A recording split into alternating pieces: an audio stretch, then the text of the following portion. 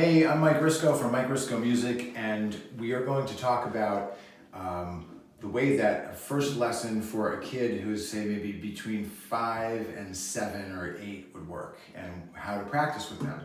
So this is a half-size guitar from one of the companies that we deal with, Ibanez, a great little guitar. So we have a few different models that are like this. You get yourself a nice Mike Risco Music pick. They come in a variety of colors. So you get yourself a pick. Now you can play without a pick, but I think starting with a pick is a good idea. And you want to have these couple of books, the Mike Risco Music School Guitar Method Book A, and we also have this Hal Leonard Guitar Method Book 1. These are typically some of the books that we use. Sometimes there's another reading book that we use also, but let's open up Book A and talk about this. All right, first things first is we want to know the names of the strings. So on page 5, this is a diagram. It's the guitar held up like this. This dark line represents the nut, which is this piece, and the horizontal lines are the frets, which are these metal things in the neck, and then the vertical lines are the guitar strings. So we have the thinnest string on this side, thickest on this side, okay? And what we want our students to know is we want them to know and memorize the letter name and number names of the strings. So E is 1, B is 2, G is 3, D is 4, A is 5, and E is 6. And they can take this little quiz here. Right after that, many times we get right into playing chords.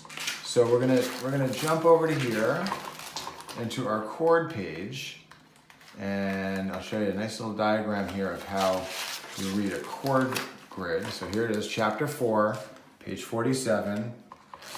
Okay, we go over here to page 48. Here's some great information to read about these chords. And again, here's our diagram.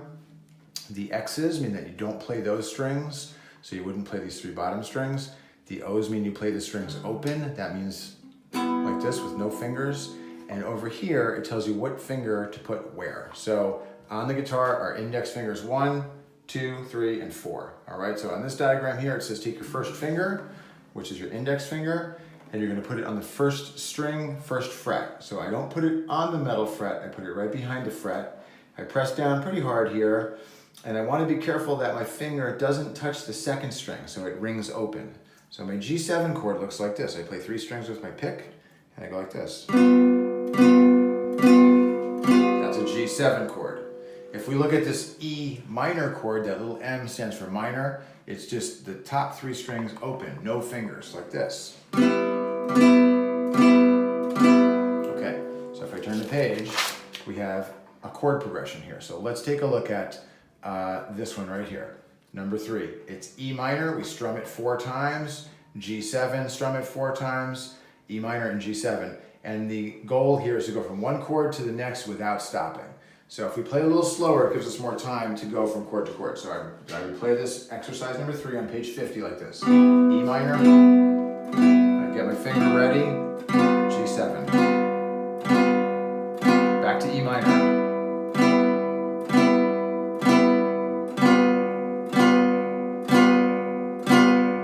Okay, that's how that works. We have different combinations of chords here. We add in a G chord. G is, again, remember it's a diagram like this, 3rd finger, which is your ring finger, 3rd fret. So the G chord sounds like this. So what I'm going to do here is I'm going to play this chord progression here. G, G7, E minor, G. That sounds like this. G, G7, E minor,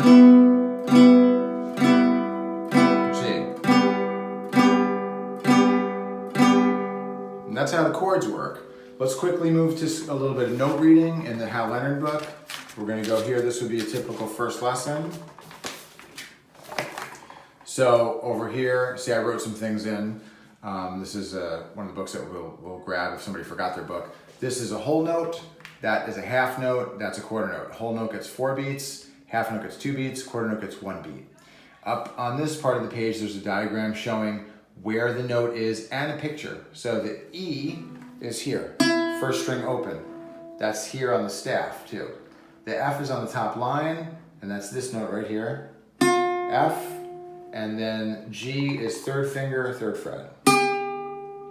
So if I play number 1, these whole notes get 4 beats. So I go like this. I play the E, 1, 2, 3, 4. Now I play F, 1, 2, 3, 4. G, 1, 2, 3, 4. F, 2, 3, 4. E, 1, 2, 3, 4. And that's pretty much what kind of things we would do in first lesson. If you have any questions, just give us a call. 914-762-8757. Talk to you soon.